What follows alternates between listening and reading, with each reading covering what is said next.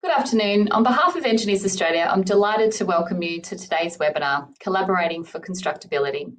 My name is Lane Duggan and I'll be your host for today. Firstly, in keeping with our custom, Engineers Australia acknowledges the traditional custodians of the country throughout Australia, and we recognise their continuing connection to land, waters and community. We pay our respects to them, their cultures and to elders past, present and emerging. Before we get started, I'd like to acknowledge that today's webinar is being hosted with Engineers Australia's industry partner, the Department of Transport and Main Roads. The Department of Transport and Main Roads, or TMR, is responsible for the planning, management and delivery of a unified transport network spanning road, rail, air and sea across Queensland. TMR plays a vital role in connecting people, places, goods and services, prioritising safety, efficiency and reliability. With a strong focus on enhancing quality of life, supporting a thriving economy and promoting environmental sustainability, TMR is dedicated to shaping a transport system that benefits all Queenslanders. We have a really rich discussion today, starting with a presentation to set the scene, followed by a panel discussion and later a Q&A section. And I encourage you to send questions through to our speakers via the chat box. I'd now like to welcome our first speaker, Stephen Holm. Stephen is the Director of Strategic Procurement in the Collaborative Project at the Department of Transport and Main Roads. Steve is a professional engineer with 20 years of experience in the procurement, design and construction of a wide range of infrastructure projects across Queensland. Steve has a passion for building sustainable roads, which has taken many shapes over his career, including championing the use of recycled materials and decarbonisation, development and consultation of technical standards, and most recently, leading the Collaborative Project. Please welcome Stephen Holm. Thanks very much for the introduction, and thanks to everyone who's joined us today to attend this webinar session. I'm really excited to talk to you about collaborating for constructability. This is part of a broader series of industry engagement that the Collaborative Project as an initiative under TMR has been undertaking with regards to our concept of collaboration as standard. I'll explain what that means as we get through today's session. Before I begin, I'd like to also acknowledge the traditional owners and elders on the land we're met today. For me, that's the Turrbal and Yagara people in Brisbane. And I'd also extend that respect to Aboriginal and Torres Strait Islander people that may be here with us today online.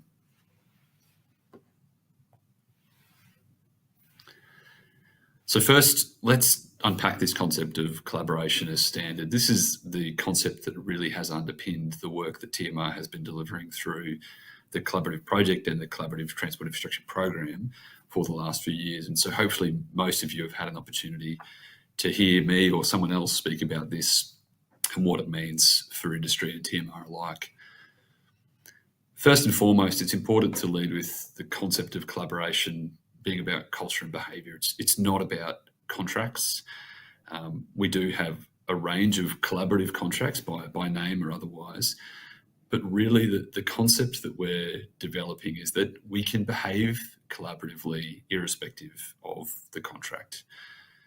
The contract provides guardrails and structure for us to collaborate within, but it's important to recognise that it doesn't prohibit or eliminate the opportunity to collaborate.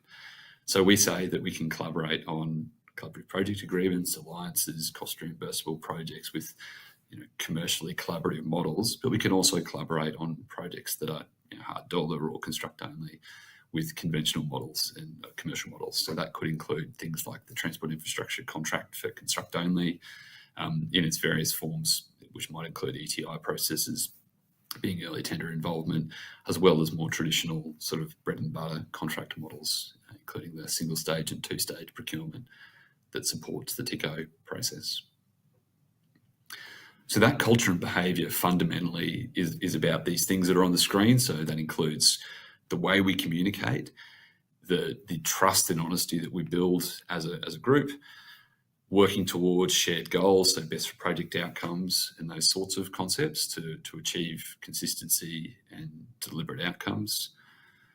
That cooperation and coordination in the way we work, but also having clear accountabilities for who is responsible and leads certain activities. Respect, adaptability, as well as conflict resolution are all key elements of that culture and behaviour that supports collaboration as standard.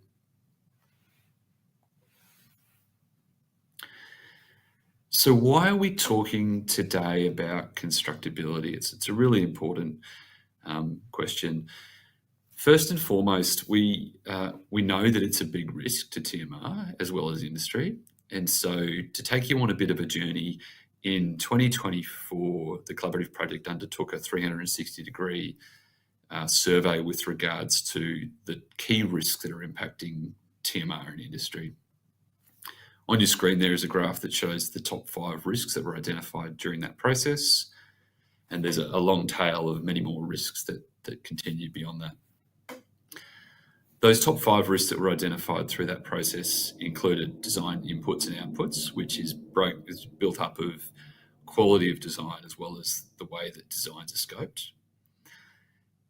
The second risk is resource capability, but also that bleeds into capacity. The third risk was around inclement weather, so particularly wet weather. The fourth risk was around geotechnical issues, and the fifth highest risk was with regards to procurement. So if you look at just the design inputs and outputs risk, you can see that 35% of contractors who were interviewed in this process raised quality of design as one of their top 5 risks. 73% of contract administrators said the same, 45% of the TMR respondents said the same, and 60% of road tech respondents said the same. It might be a little hard to read on the screen there, but there's also 85% of the designers surveyed raised the design scope, so really the inputs into the design process, as one of their top risks. So cumulatively, we have a really good data set that points to that design input and output risk being a significant impact on both TMR and industry.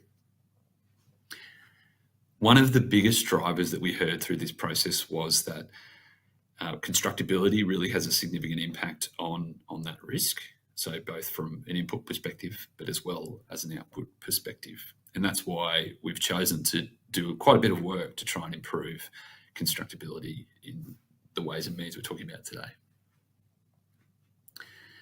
We know that constructability of design has a number of impacts on project delivery. So that includes clearly the cost and time of delivery. And at the moment, that's quite significant because we're really focusing on time and on budget delivery models.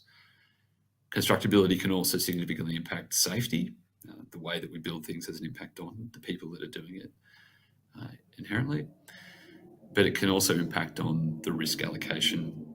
And this comes back to the fundamental part around why we did this survey in the first place, because we know that proper risk allocation is really important in terms of establishing and sustaining collaboration during delivery. We've done a bit of thinking and a bit of soul searching around, well, the current state of constructability from a TMR perspective. And from that perspective, we know that constructability isn't well systemized in our current processes. We know that it's heavily dependent upon capability. So who's involved has a strong impact on how it's done and what the outcomes are. And we also know that constructability isn't always considered early in the project lifecycle. So sometimes it's really left as we'll consider that right before we build, or at times it isn't always given enough consideration at all.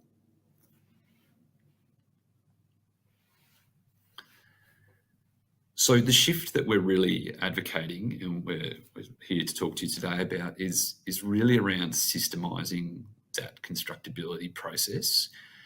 And to do this, there's a number of key opportunities that we've identified. The first and probably the most obvious is with regards to the design approach. And so this is the role of the designer themselves. And it's important that designers are developing constructability right the way through the design process, and that it's not considered as a standalone or additional step. It's actually something that's built intrinsically into the design process. To support that, we're developing some clearer guidance with regards to the ways and means and things that designers consider with regards to their own design process. The second opportunity to systemise constructability is with regards to early market engagement. So this is really focusing on engaging particularly contractors earlier and meaningfully to support the constructability and value engineering opportunities on a project. So this opportunity might stem right the way back into business case and beyond, where we're actually working collaboratively with contractors to have an open and honest conversation around a project, its risks, the opportunities, and how we could ultimately improve constructability, with a really strong focus on early interaction and early engagement. The third opportunity is with regards to the earlier engagement of contract administrators to support constructability. This has a slightly different focus to some of the other elements. Of course, contract administrators see a lot of the deficiencies that might occur in construction, so they're well placed to understand some of the sort of technical consequences of constructability. But equally, contract administrators also bring a commercial lens, particularly with with regards to how projects are scheduled, schedules of rates are built, how certain risks are allocated commercially within the contract. So we're advocating for contract administrators to be brought on to review designs, but also contract documentation to ensure that constructability considerations are considered holistically throughout the process. The fourth opportunity is with regards to the engagement of independent constructability reviewers, and this is an opportunity particularly through the IBCP, or the Infrastructure Building and Construction Panel that TMR operates, where we have access to a range of independent experts that can come and audit and provide that independent lens with regards to constructability reviews. Typically something that we'd do on the more high value or high complexity projects. And then finally, and certainly last but certainly not least, is the optimization of interactive tendering. And so this is really talking about the processes that we follow when we're in that tendering or specific procurement process. It only really does work when we have done the front end right. So when we've got the design right, when we've engaged the market early and more meaningfully, when we've engaged the contract administrator and those independent reviewers, we can then look to sustain and support that constructability further through interactive tendering. So conventionally, we know interactive tendering in the form of early tender involvement or early contractor involvement processes, and those are quite familiar to industry and TMR alike. So making use of those processes as and where appropriate is a key driver, but also drawing interactive tendering elements into our conventional contractor procurement processes. So that includes things like knowledge and briefing sharing sessions at the commencement of tendering, so that contractors have an opportunity to be upskilled quite rapidly, but equally giving contractors the opportunity to have one-on-one clarification sessions with regards to certain key elements of projects and really strongly focusing on risk. So for example, if there's a challenge with regards to constructability, we're advocating for these sessions to raise those concerns or challenges early, so they can be dealt with through the tendering process, not as an afterthought. You'll see today when we talk to the panel that we've brought together quite a broad group of people that represent many of these approaches that we're looking to systemize. It's important also to recognise that we need to scale constructability, so very much not a one-size-fits-all solution. So constructability on a major project needs to be considered in quite a different context to a smaller project. We also need to scale constructability across the project lifecycle. And as that detail evolves and becomes more certain, the role of certain elements of the constructability system need to get turned on or turned off. So this picture on the screen just gives you a bit of an example about how we might interface and connect some of the different elements or possible elements into a systems thinking type approach. When we talk about scalability on project size, we're really focusing on complexity. So there will be obviously a value consideration with regards to price of contract value. But most importantly, we know, and we've heard this feedback loud and clear from industry, that project complexity is the biggest driver. And that includes things like temporary traffic management, staging and temporary works, interfaces, which can include interfaces with other projects, be they TMR projects or other works around the industry. Stakeholders, and that can include other local government. It could also include other authorities like Queensland Rail, but equally it could include a broad range of residential stakeholders, commercial stakeholders, and a whole host of other challenging scenarios. PUP is a key complexity that we need to consider as well. So what's underground, geotech, as well as structures. And this isn't intended to be an exhaustive list, but it's intended to set some thinking up around what sorts of criteria drive complexity. And it's also worth pointing out that this complexity does map quite well to the pre-qual levels, the national pre-qual levels that TMR utilises for construction contractors as well.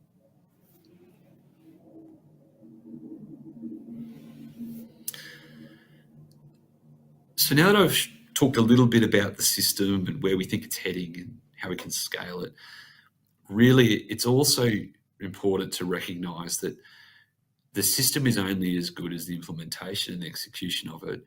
And for that to work, we really need a shared commitment. So a shared commitment to improve constructability across TMR as well as industry. So we'll focus on systemising constructability to have that deliberate and structured approach.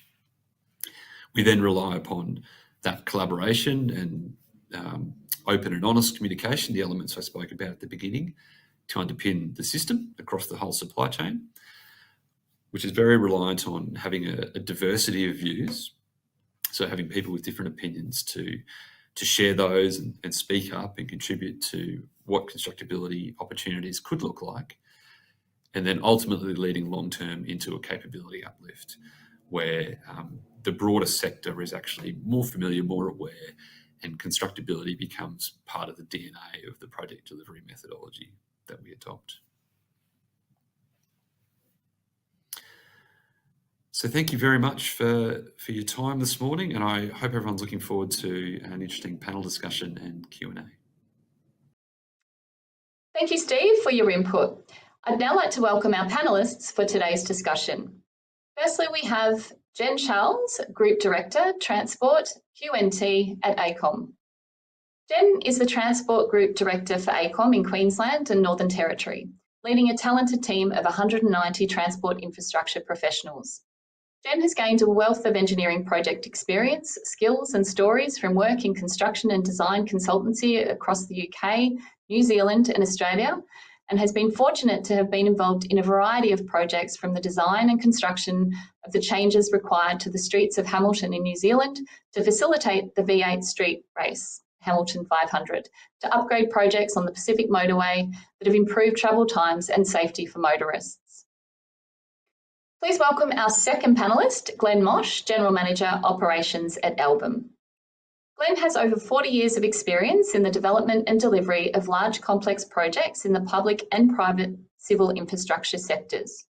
His expertise spans the whole project lifecycle, from business case development, procurement, transaction management to construction management and project leadership, cost recovery and commercial resolution.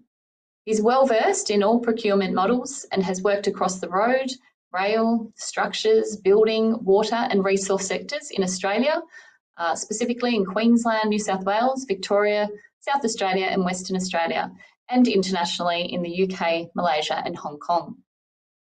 Glenn has been recognised through many industry awards. He holds an MBA, Business Administration, an Advanced Diploma in Project Management and an Associate Diploma in Civil Engineering. He's also a Fellow of Engineers Australia.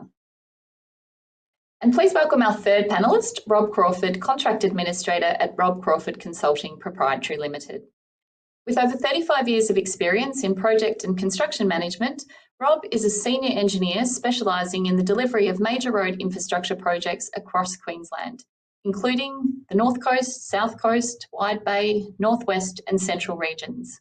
He has extensive expertise in administering and delivering road construction contracts using TIC, ECI, ETI, RCC and CPA methods. Notably, he recently served as administrator on both contracts of the Cooroy to Curra Section D project, the Gympie Bypass, and has contributed to all Cooroy to Curra sections in a contract administration role. As of May this year, he is the administrator for the Coomera Connector Central CPA contract, continuing to drive the successful delivery of complex and high-profile transport projects. So I'll now bring Steve and our panellists together to commence our discussion. So starting with, what do you see as the biggest opportunity to improve constructability, and how can we make it happen? So perhaps Jen, Rob or Glenn, if you'd like to respond. I think bringing it in as early in the process as possible is probably the first place to start. The earlier in design that you can consider alternative designs or alternative innovations, the more likely you are to be able to include that in the design and get it ready for when it needs to go to tender and construction. Yeah, I think the contribution of everyone's knowledge and experience to achieve the best project delivery outcomes at the earliest opportunity is really where we see the greatest benefits being achieved, and whether that's through ETI, ECI or D&C process, there's great advantage in that. I think one of the selection of the best contract model with who manages the risk in those contract models is certainly contributing to that opportunity to feed into the whole process. Yeah, just add on to that, I suppose CA teams usually have a number of older experienced inspectors and engineers who work by their nature closely with the contractors, site personnel during the delivery stage to work on common goals of producing a good quality product. I think the ability of to get this upfront pre-tender award gives us an opportunity to collaboratively consider the designer's constructability would make sure we get a successful job. I think by aligning the contract with realistic programming delivery expectations would hopefully reduce some ambiguities going forward and probably lead to a better procurement outcome for the owner. And I think from my perspective, Lane, really what everyone's talking about here is about collaboration, and it's about integrating that collaboration early. That's really important. So TMR's taken a strong focus, as we talked about in the introduction, around systemising constructability. It's only going to work though if everyone in the sector gets on board and takes the opportunity for the engagement, for the feedback, for the interaction, and really sees it as that kind of cross-sector collaboration. That's what's going to make this a success. So Jen, I might put this question to you. So at what stage in the design process is constructability feedback most valuable, and what sort of information do designers need to be able to revise designs? During planning, Lane. During the early planning stages, it's important to understand how the project's going to be built, just to understand which options are the most viable. But I think where it really comes into its own is during the preliminary design, up to that 50% design stage, where you can really understand then the intricacies, and you can really work with a constructability auditor or a contractor to really build in those design. It's usually staging or a design feasibility or some sort of technique of construction. Understanding that early, you can really build that into the design. But also later in design, bringing in the construction administrator and the contractor to make sure that the schedules and the specifications are appropriate for work on site is really also very important. Thank you. Rob, I might ask this question of you, following on from Jen's response there. How can early involvement of contract administrators improve the clarity and effectiveness of project documentation? Yeah, thanks, Lane. Look, I think understanding of the designer's requirements and expectations as early as possible then helps articulate them into the contract documents for going forward.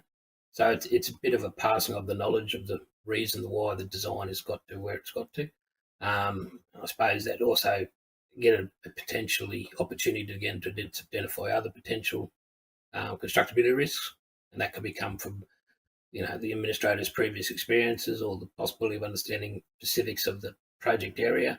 this understanding of appreciation of local suppliers or resources, capabilities, environmental or traffic conditions. That could, you could put that into the design consideration.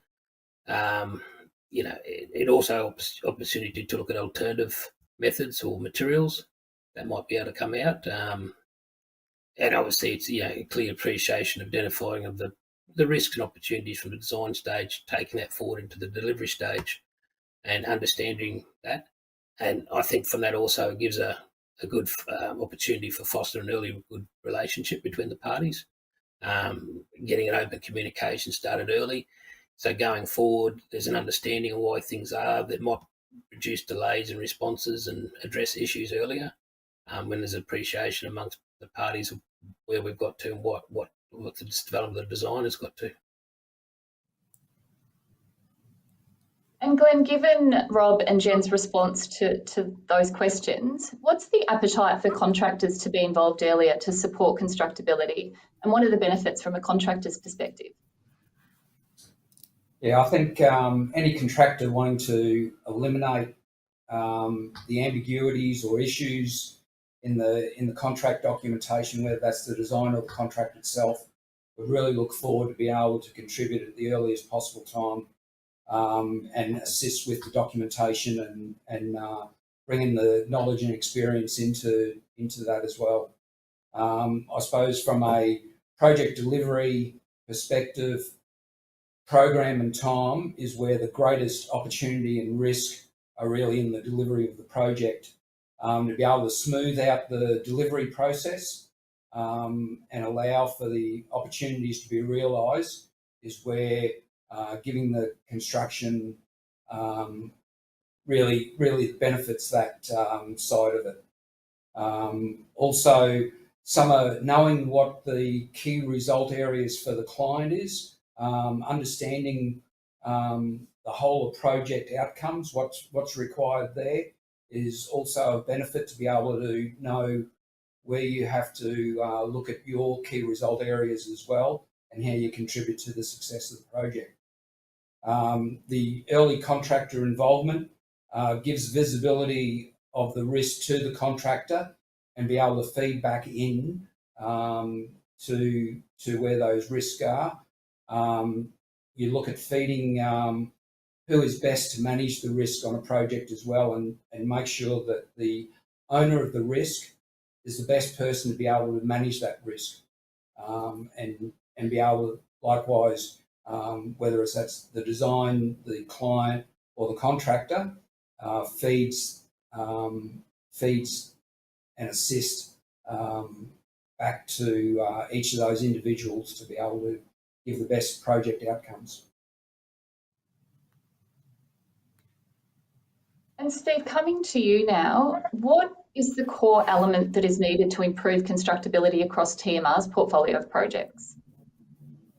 I think, Elaine, I think it's really about systemisation. So thinking about constructing from a systems approach.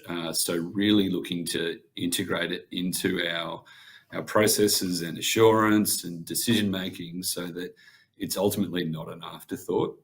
So a lot of those aspects that Glenn touched on there, they need to be done deliberately. I mean, the other panelists have also spoken about it as well with regards to the timing of the constructability review, who's engaged and how it's considered. So we need to make sure that we systemise constructability so that it can be done purposefully and to achieve a deliberate outcome.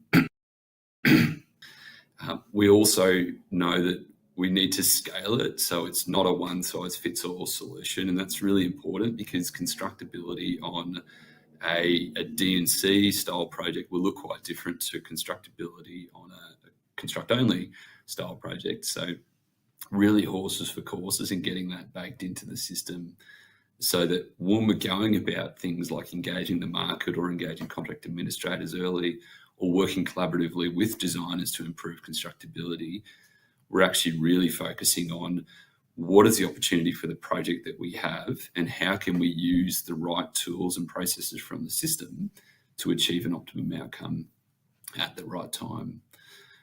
The other point I'd make is that we've had a lot of really good feedback from industry over the last couple of years, particularly around market engagement broadly, but constructability as a subset of that, and doing it earlier.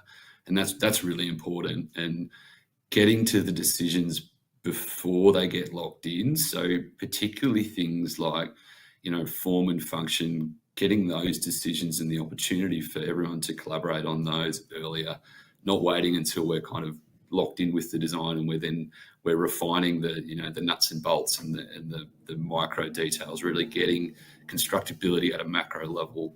So again, that falls back to systemization and getting it done deliberately and purposefully. Thanks, Stephen. Jen, would you like to add to that at all in terms of, embedding these sort of practices from the beginning and not as an afterthought?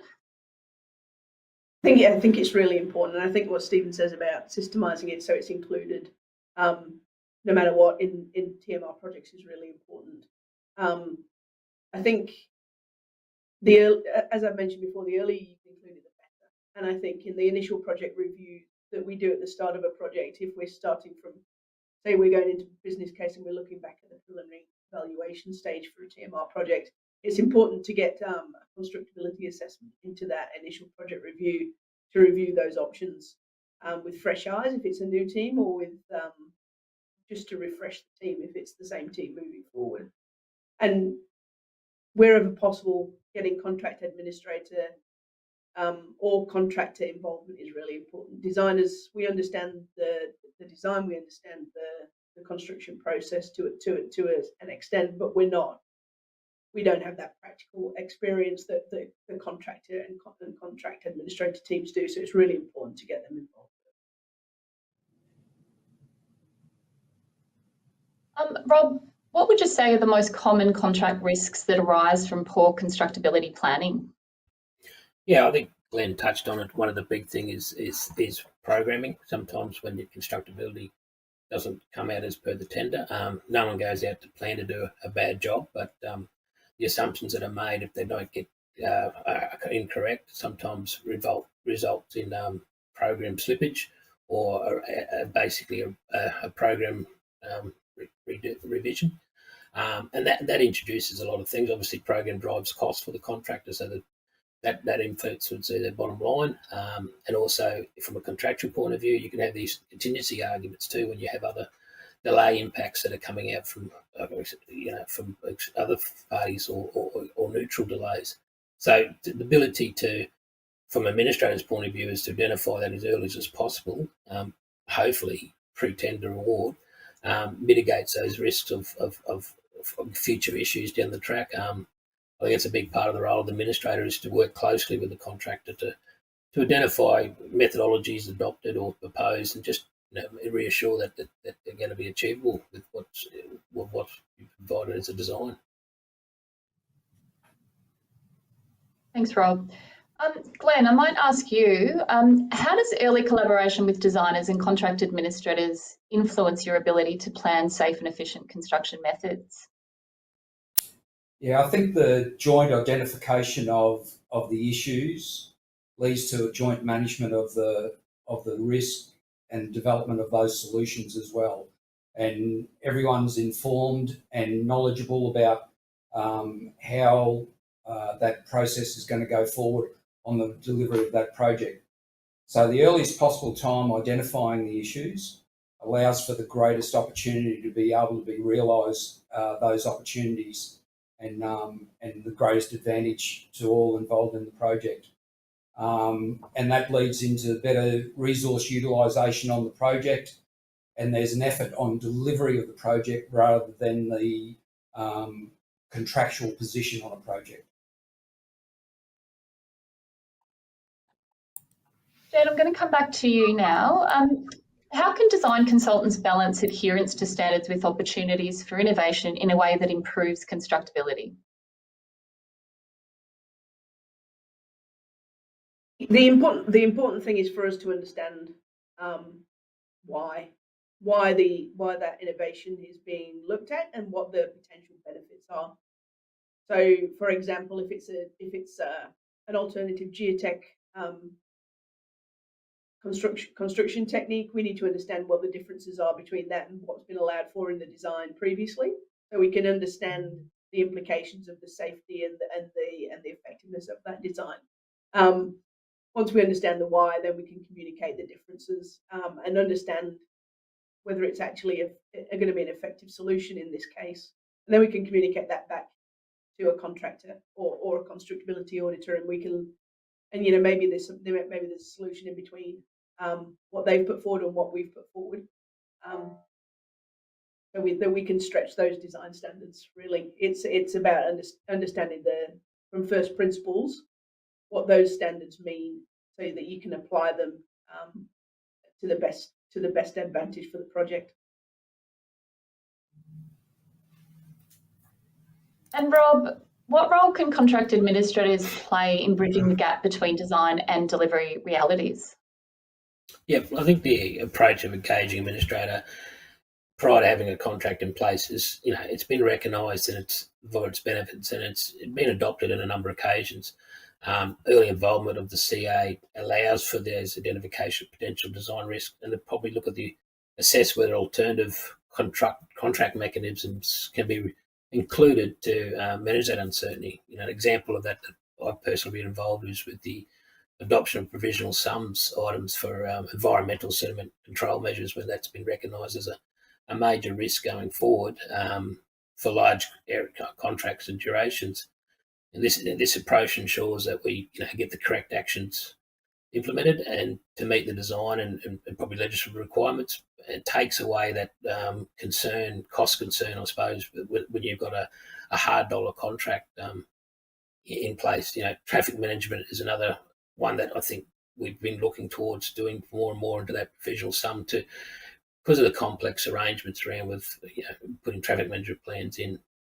I think by undertaking a thorough pre-tender review, you're ensuring that the design is practical, buildable, aligns with the site conditions, identify the potential challenges that relate to staging, temporary works maybe, and sequencing that may not be fully considered during the design development, as we talked about and Jen touched on. I mean, understanding that the responsibility and accountability still lies with the design, but the CA at this stage can provide feedback to confirm the tender's suitability for this to go out forward with less and less ambiguities, hopefully, and which going forward hopefully reduce the during the contract stage any claims or disputes going forward. Steve, so I might come to you at this point. From a TMR perspective, are you able to provide an example of how early market engagement can be used to improve constructability outcomes? Yeah, thank you, Lane. We've been doing a lot of work, TMR's been doing a lot of work over the last 12 months to develop what we call our guided collaboration toolkit. And the elements that we're talking about today and the systemization of those is an outcome of the development of the toolkit. So it's really, really important to recognise first and foremost. As part of that development and consultation process, we've actually been doing a number of pilots on elements of the toolkit. And there's a couple of really exciting constructability pilots that we have run. So just talk about those for a moment. The first one is the Bribie Island Road, Hickey Road to King John Creek project, which is, for all of you that would know the area, it's on the Sunshine Coast, so north of Brisbane in our North Coast region. In July this year, so July 2025, we ran a pilot on the constructability of the detailed design for that particular project. The design at the time was at around 50% detailed design, so it's probably a little bit further than we would have liked it to be, but that's okay. We can test and evolve and adapt. And we really tested this process on this project because this project is a relatively business as usual style project for TMR. It does include things like soft soils and traffic management, the inevitable PUPs and other things that we deal with that have impacts on the way we build our jobs, our network. So to run this pilot, we actually ran a very short EOI process for contractors of set pre-qualification levels to nominate their interest to be involved in one-on-one constructability interviews. And we shortlisted down to 3 contractors to do those one-on-one sessions with the designer and the TMR project team. Now, we had really good feedback from the contractors, the designer, and the TMR reps that were involved in the process. that the process actually allowed them to test and validate from a sort of project and TMR perspective, test and validate a number of assumptions that were being considered as part of the design, but needed that little bit of extra input from the third party, the contractor's point of view as to how would you go and deliver this and what are the risks and how does that become commercialised and realised through the delivery. From the contractor's perspective, we had a lot of really positive feedback from contractors that submitted EOIs and also contractors that didn't submit EOIs, saying they really support the process, so wanting to be involved earlier or wanting to be involved more, and also some feedback with regards to the scale and level of effort that we were sort of requiring for that. So it wasn't an overly detailed process. It really focused on key risks and opportunities for the project to be improved. Quite critically, though, with that particular pilot, is it was designed so that the parties involved, the contractors involved in the constructability process, weren't precluded from future stages of procurement. And that was really important to us. We know that we've got a significant pipeline of work coming, and so we're not in a position to disadvantage anyone, nor would we regardless of pipeline. But it was really important that we made sure that the contractors that were involved had an opportunity to tender on the project down the line. So to do that, we ensured that everyone who responded to the EOI, whether they met the pre-qual, whether they were interviewed or not, was given access to the same information. We ensured there was a structured process for the interviews that looked at key aspects of the project, and that the summary of that was actually provided back through to all proponents, so that everyone was on that even and fair playing field. And we managed the probity concerns with regards to future tendering quite well. The other benefit that whole pilot has sort of uncovered was that it gives contractors also an opportunity to understand in a bit more detail the pipeline of works. And bear in mind, that was only one project, but if we systemise this and roll it out more broadly, contractors then get a little bit more understanding around, well, what is a project actually about and what are the complexities and challenges of it earlier, so they can make more informed decisions prior to that time of tender. And the final thing was that it sort of takes a little bit of that pressure off in the actual tendering phase, where some of that level of detail can come to market earlier in that sort of informal pre-procurement process, so that when the tender drops, it's not all new, it's not all surprising. So really leaning into that aspect of industry briefing and industry engagement in that pre-procurement process as well. So it was a really exciting project, a really exciting pilot, and we're pleased that it's been received quite well. The other pilot that's afoot at the moment is a similar model being piloted on the Bruce Highway gateway to Dolly's Rocks Road Stage 2, and I understand that's on vendor panel at the moment with an EOI open. So really looking to sort of shift the model into the more complex project space and see how it scales and how it applies in that different scenario. So if you're interested in being involved in that, there's an opportunity to put an EOI in at the moment. Thanks, Stephen. I will come back to you, Glenn, at this point. What innovations in construction methodology can only succeed if considered during design? Yeah, I think part of being able to put forward the alternatives and innovations is making sure that the approving authority is brought along as well. You're working through with the designer, and in the likes of Queensland, where it's engineering technology branch, bring them along for the journey, and they're involved throughout the process, so they know what the benefits that you're looking to be able to realise out of the innovation and your alternatives that you may bring along. Just building on other people's learnings and knowledge from previous experience to be able to do that. And then I think as part of that as well is look at what the owner and the operator at the end of the day wants to achieve out of the piece of infrastructure that you're involved in designing and constructing. I think part of that as well is you've got sustainability and the cyclic economy that comes into it as well. From a constructor's point of view, we look at what is the best efficiencies in delivering of the project, look at recycling, reuse of materials, and what local available resources as well that you can incorporate into the design process that gives you a better outcome that's going to benefit the project overall. Well, a big thank you to everyone for our panel discussion today. Now it's our turn to bring the audience into the discussion. So please don't hesitate to send through your questions to our panel. Don't forget to pop the name of who your question is directed to into the chat box as well. But what I might do is I'll start today's Q&A. We have received some questions from registration. So I might kick off with a couple of those, and then I can definitely see there's quite a few questions coming through live. So a big hello to our audience. The first question that I have is, I might direct this one through to Glenn, and it's come through from Zachary in Queensland. So Glenn, the question was, how can the industry and specifications better adapt to rural works with respect to supply of materials? For instance, demand for quarry materials and testing associated is increasing, sometimes causing rural works to become more complex. Is there consideration to the constructability and operational flexibility while still ensuring reliability and safety of the infrastructure? Very big question. Sorry about that. Yep. No, I think it's certainly a case where getting involved early, knowing where local suppliers are and how mature they are as well. It's pretty easy to specify something, just as a stock standard, but actually knowing what the design intent is, be able to work with local suppliers, and quarries are an example of that, where you know where materials are, what quality they are. A fair while ago, there was a lot of roads built on white rock and ridge gravels, and it was designing around those available materials, limiting how far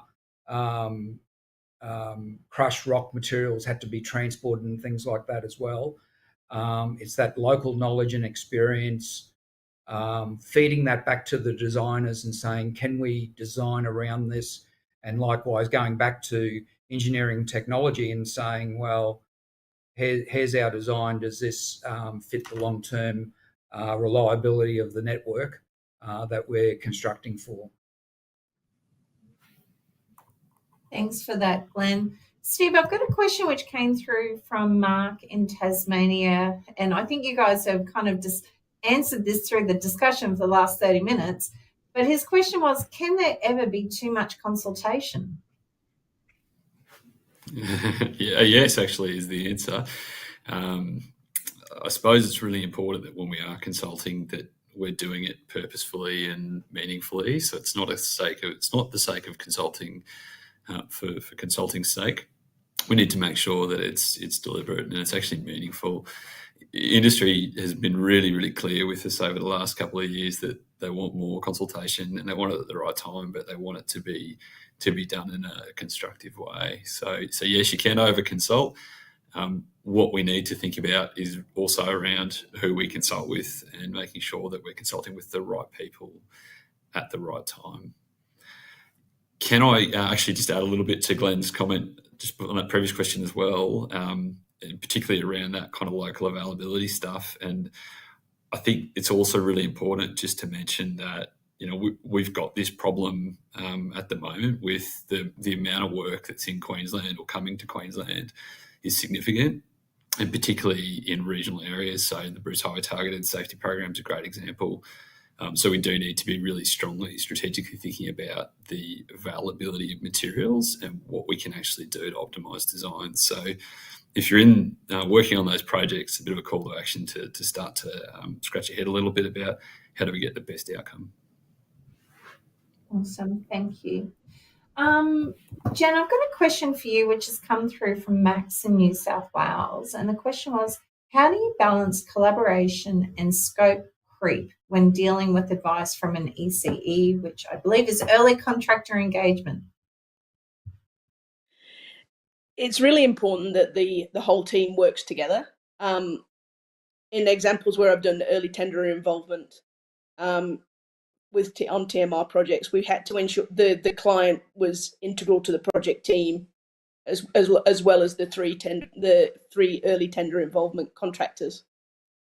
We worked with them individually under strict confidentiality around the probity of their offers, and we looked at all of the options that came in with the client, and then they could understand where they could offset the design or understand the implications of any cost.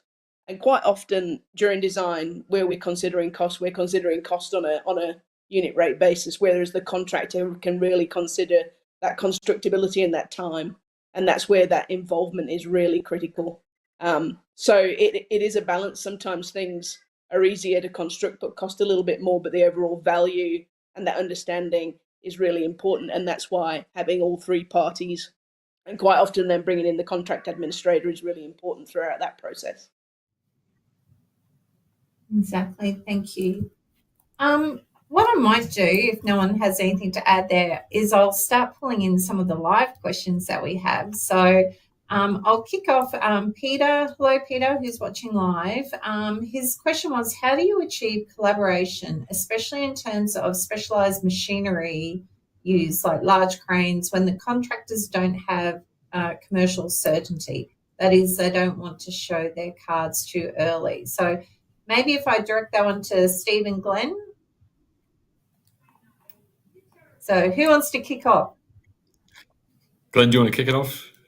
Yeah, I think there's a certain element about construction methodology that you're able to feed into the designer, and getting access and what you can actually do with temporary works as well, and that's priced into your bid. So examples of that, particularly with craneage, where if you're able to get access, you may be able to use a 350-ton crane. If you aren't able to do that and you've got to work further away, you might need two 500-ton cranes to be able to lift girders into place and things like that. So that's feeding into are there constraints early on in your constructability process that you're able to feed to the designer and work hand in hand, so you can work out how you're going to construct the job in a safe manner, and make sure that you consider any restrictions there. And Steve? I guess from my perspective, it's all about doing it at the right time, and it's about engaging early enough to get that innovation, be that process innovation, material innovation, or something else, into the design early. And this is where I talk about that shared commitment in the kind of intro, is that this only works if industry is actually prepared to set up these processes from the beginning. And so we do genuinely need that collaboration. Because we've heard loud and clear from industry over the last couple of years that there is a desire to do this, there's a desire to do this better. And so we need to make it work, we need to do it early. That doesn't mean that we preclude things down the line, but for innovation and specific processes or outcomes to be effective, they need to be started early in the process. And the opportunity for the market to get involved is through this early market engagement process. So don't just leave it till the end. Actually sow those seeds and get the designs built around it so that they're actually fit for purpose when the commercial side of things at tendering comes live. Well, Steve, while I have you, Monique posed a question. Monique's watching live today. Early engagement with contractors adds value, but it can raise probity and fairness concerns. How do we balance the benefits of early collaboration with the need to maintain competitive procurement? It's a fantastic question, and it's really at the heart of the way that we're approaching this sort of collaboration as standard concept. Jen talked about this a bit before with that example regarding ETI. So all of these processes need to be respectful of commercial and confidence information and equally probity that goes with it. So we need to make sure that the design of the process respects commercial and confidence information, and that the processes actually don't advantage or disadvantage a particular party for disclosing or otherwise information. So it's really important that to actually make this work, that we have that trust, and that trust really is about having certainty around that probity and the outcome we get through it. Awesome, thank you. I've got another question. I'm just kind of going through the live questions. We've got quite a few coming through. I had a question which I might pose to Jen and Glenn, and it was around, hello all. How do we involve the contractors in the design stage pre-tender? I think Jen, did you want it's to maybe really kick off? yeah. So it depends on the stage. Obviously, early planning. Stephen mentioned earlier about the trial that they've done on Bribie Island Road, where they brought tenderers in at business case stage, or potential future tenderers in at business case stage. And that information, that was open engagement with industry. So bringing contractors in early to provide advice on early designs is fairly straightforward. Immediately before a tender, that is quite a bit harder. Obviously, from a probity and confidentiality perspective. If it's done in an open forum and contractors provide just general advice back, I think there's value in that. But also, early tender involvement is potentially an approach that is really well suited, where is an open EOI to industry, and then a shortlisted number of contractors enter that early tender involvement phase, where they provide advice on the design, and then they do a formal tender at the price tender at the end of that process. And obviously, then some commercial in confidence elements are held. But if there's a major change, which can be just an approach to construction, but if it has an implication on how the design is done, obviously if that's accepted into the design, then that's open for all tenderers to price. So there is an element of there's obviously an element of fairness, like we talked about in that previous question, where some contractors clever ideas are going to get adopted into the design. But I think in an early tender involvement process, the more engaged the contractors are, the more likely they are to win. Awesome. Glenn or Steve, did you want to add to that, Glenn? Yeah, I think probably one of the things there as well is that Department of Main Roads and Transport and Main Roads in Queensland, there is a fair bit of industry body feedback as well, that they do some consultation regarding how is best delivery of some of the construction projects which are coming up as well, and there may be a program of works. There's a fair bit of consultation there about what's the best method and form of delivery, which is probably appreciated by industry to be able to give some feedback to TMR at a very early stage, and that sort of gets the thought process happening early, and then the delivery of that. I suppose one of the joys of civil contracting is, you don't have certainty in that you're going to pick up a job. You've got to be able to provide a good competitive price, and there's different forms that can take as well, with making sure that you're providing value for money. If you're down to a early contractor involvement, whether it's a dual ECI where you're competing against someone else, but there is confidentiality between parties. You've got independent estimators that are doing checks as well, and you've got market testing for certain elements of the works as well. So it's there's a lot of I suppose commercial competitiveness that is in place there to be able to make sure that you're meeting the commercial objectives.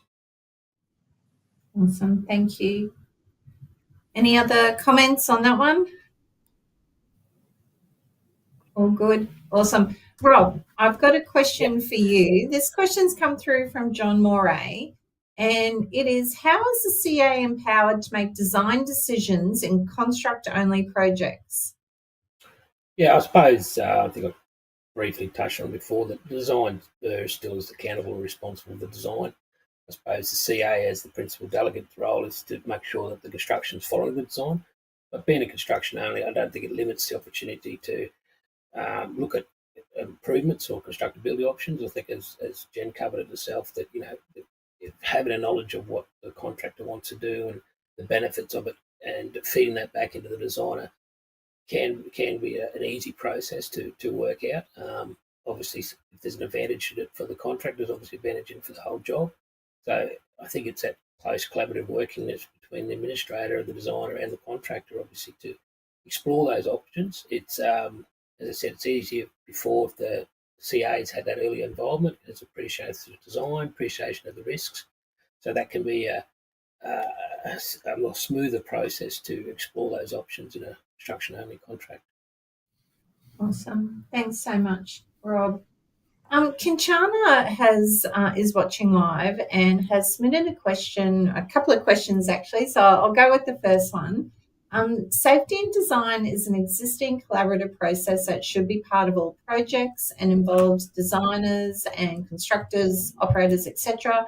But often it is difficult to engage constructors early, especially if ECI or other contractual agreement is in place. Even then, is it difficult to get engagement? Is there a change required in how contracts are developed between design and constructors? So maybe, I think, Jen, would you like to kick off? Yeah, it's a great question. Safety and design is clearly one of the key opportunities to get contractors involved. In fact, all parties to the project involved. On design only projects, it is harder to involve a contractor, but that's an opportunity, and I think, Stephen, that's maybe one of your systemized options would be to get a contractor involved in a safety and design workshop, as well as just doing a constructability review. For obviously for D&C or early contractor involvement projects, it's much easier involving contractors in those workshops that we do at safety for safety and design through preliminary and detailed design processes. And obviously, early in construction, that safety and design information is provided to a contractor for a construct-only project. And although that's a little bit late in the situation to be involving contractor involvement for the design, it's obviously one of the final gate options that we can use. Awesome, thank you. There was also, Kinchana's also sent through another question, which maybe a few of you might like to comment upon. Are D&C contracts the way to go with owner involvement? I think I'll just have a little go. I think choosing the right construction contract type is always very important for constructability, and also obviously the simpler the project, the more likely it is to go to just a construct only project. And involving contractors through an ETI or a D&C, selecting those contract types is something that Stephen and his team have been working on quite closely, and has been a key part of the collaboration project all the way through. It's horses for courses, depending on the complexity of the project and what the client needs to get from that project in terms of control over the final outcome. But D&Cs, are they the way to go? They're one of the ways to go, and I don't think there's one key answer to that one at all. Yeah, I agree with Jen. It is a case of just evaluating what you want to achieve out of a project and which is the best form of delivery for that. There's what is the risk associated with it? Can early work contracts be set up as well that likes getting PUPs out of the way, or getting preload in, getting works outside, moving the corridor works outside, so that some of the early works are done then. It really is making sure you assess what is the best form of delivery for each project, not just do a blanket. Yeah, they go right. I think previously sometimes D&C has been thrown up for a solution to expedite the works and to get it out to the market quicker, probably. But that necessarily, I've seen experiences where main tool TMR, the owner may lose control a little bit of what they want. So it's as Jen sort of touched on, it's based on the complexity of what you want and how much involvement or not involvement the owner wants to get involved.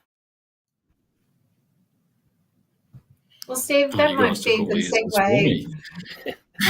Well, I was just going to jump in because we did get a question from registration from Samuel. which was, what role does the owner play in the early collaborative approach to constructability assessment influencing the project design? It's really setting the direction. It's a fantastic question, because it all has to be set early. So there's a number of things around establishing the way we do our marketing engagement, be that constructability or delivery strategy, whatever it might be that we're getting input from market on, all the way through to how do we package and program the works. So, to Glenn's example there, can you break off early works or preload or whatever it might be? Can you group projects up into a program style delivery model? And then, even getting into then what's the delivery strategy, and which is what the panel was just answering then. So for me, that delivery strategy is not just about D&C. That's really the kind of the contract model, if you like. We've also got to think about the procurement model as well, and recognise that D&C isn't D&C. There's different contracts that hang off the back of it, which have different consequences depending on what they're chosen for and how they're chosen. So it's really important that we're actually spending more time to think about what's the right procurement strategy and what's the right contract strategy from earlier in the process, so that we can set it up through all those different stages and get those outcomes that everyone's been talking about. So it's really, really critical in terms of the outcomes. Awesome. Thanks. Thank you all for great answers. Glenn, I've got a question that came through from Leonard, who posed, what are the key relationships between the design and budget of the project? Also, which is the indicator that makes a project viable? Yeah, I think it's particularly, if there's a fixed budget, I think there's certainly a case there where with constructors being involved at an early stage to be able to give that feedback about pricing around what the design is as well. There's been occasions where projects haven't gone ahead because the tender prices are much higher than what is the allowable budget from the owner.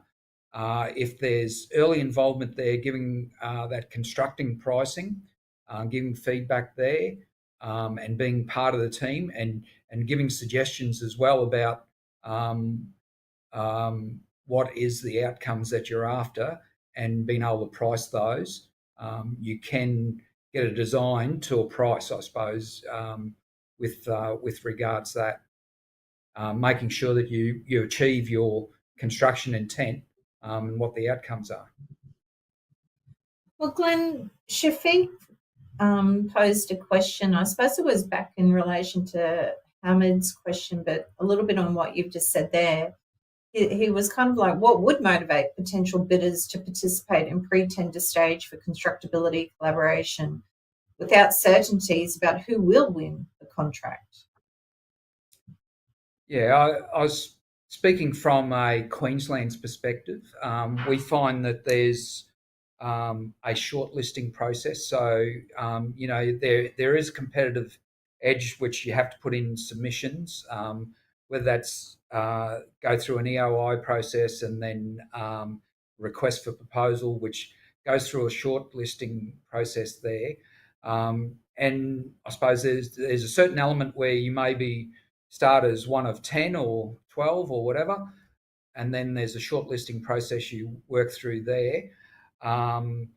Once with the likes of main roads in Queensland, there is a reimbursable cost for effort at the back end of it when you're one of two process.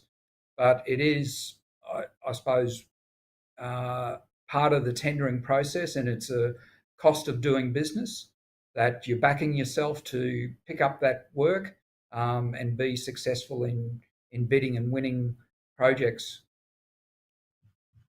Awesome, thank you. Steve, I've got a question for yourself, which has come through from Stephen, who's watching live. Bidders with detailed constructability considerations would often come with a higher price. How could they be more advantaged compared? I can get my words out. How would they be in a more advantage comparing these bidders with less considerations. Oh, I've just bungled that one. Sorry about that. Hopefully, Steve, you can get your head around that question. Yeah, I got you, Megan. This is my favourite question, because this is where we talk about value for money, which means something different to every single person on this call, by the way. But at the moment, we're talking about the development of our collaborative procurement delivery model. One of the really strong things we're looking at is the way we assess value for money and doing it differently.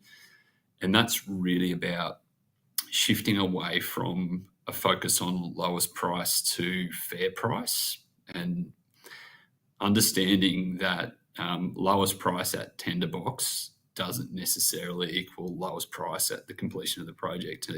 This is really talking to the concept of on time and on budget that I mentioned right at the beginning of the session. So really understanding that if the constructability of a solution isn't good, the price may be cheap for whatever reason, but that does not guarantee and does not give any certainty that the price at the completion will be cheap. In fact, most of the time it probably actually swings us back the other way, where we're inherently exposed to a whole range of other, variation, latent conditions, any other sorts of issues that kind of lead to that cost escalation across the project life cycle. So understanding that when we do get to tendering itself, we've spent a lot of time today talking about the pre-procurement and the planning focus, but when we do actually get to tendering, it's really critical that we're looking for that fair price, and that fair price will inherently include things like the people that are involved and their experience and capability, but equally the methodology and the risk that's been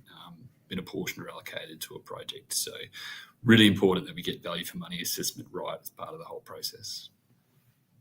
Awesome. Thanks so much, Steve. We are starting to come to the end of our Q&A today. I'll just maybe have one more question before I do a wrap-up question with you all. Glenn, there was a question which came through from Rowan, and it was, how do you improve efficiency in integrated project delivery in ECI contracts? Yeah, I think it's probably about the best utilisation of resources. In ECIs and in the form of contract, it's who's, in the normal construct only type contract, there's man marking on the projects. There's duplication of effort between contract administrators, with designers, with contractors, and with the client staff. It's trying to achieve who's best to manage certain elements of the work as you're working through that. And it's that utilisation of people and resources.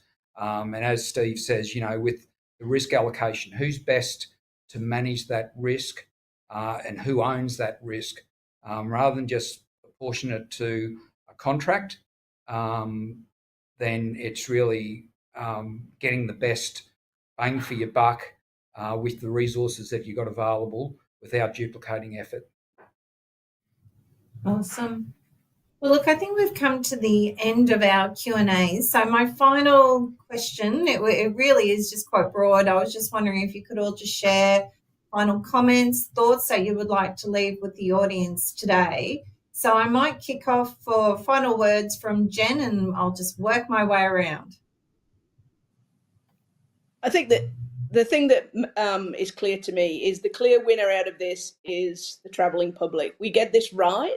The taxpayer pays a fair price for a project. The contractor gets paid a fair price for the construction. The designer gets paid a fair price for the design, and the owner gets an asset that works for them. So collaborating as a whole of project team is just critical, and constructability is a critical aspect of that, where all parties to a project need to come together to get the right outcome. And this is a great initiative from TMR to try and get this embedded systematically into how they do their projects. Awesome. Rob, your final comments. Yep, that's fine. I think Steve's trying to touch on it too, that the priorities of the owner, of the priorities of main roads have sort of changed from necessarily getting lowest price but value for money. And I think the priorities for the government and main roads being part of it is certainty on cost and time. I think going forward with the massive program of works ahead, I think that's the emphasis that's on the government, onto the TMR, is to get certainty about costing and timing. And I think that's why we're looking at these sort of processes or innovations to provide a bit more certainty, or provide a bit more strength, or identify the risks to make sure that these things are nutted out, rather than just to focus on lower speed and that sort of stuff, which is it's a massive turnaround and improvement to the process, that's for sure. Awesome, thank you. And Glenn? Yeah, I think working together collaboratively, not being protecting contractual positions, and that is the way to go ahead. It's the best effort for the best outcomes, and you look at the cost benefit to a project delivery is having that involvement of all people, all parties, as early as possible in the process to achieve the best outcomes, and work on everyone's combined knowledge and experience going forward is really the way to work to go forward with delivery of projects. And Steve, final words. What I won't say systemize again, because I think I've said that too many times already, but that's important. Really, what I want to say is that this will only work with everyone being part of it. So please embrace these opportunities, embrace, from industry's perspective, embrace the chance to be involved in projects early, be open, be honest, be frank, be direct, so that we can actually build the projects in the right way from that really early planning and pre-procurement phase, so that when we get down into the tendering and the delivery, we've ironed out a lot of those creases. So the systemisation, I said it, will only work if everyone, you guys, are all involved and invested in the outcomes that we're trying to achieve. Excellent. Look, well, that's all the time that we have for today. So please join me in once again thanking Steve Hulme and our panellists, Jen Charlesberg, Glenn Mosh and Rob Crawford, for their time and input. I would also like to thank Engineers Australia's Industry Department, the Department of Transport and Main Roads, for their support today. Now, as I normally do, we would appreciate if you could take a moment to complete the short feedback form, which is linked in the description box below. As you all know, your input, it really does help us to improve and plan future sessions for you. So finally, thank you all again for joining us today. We look forward to seeing you at our next Industry Partners event. Good afternoon.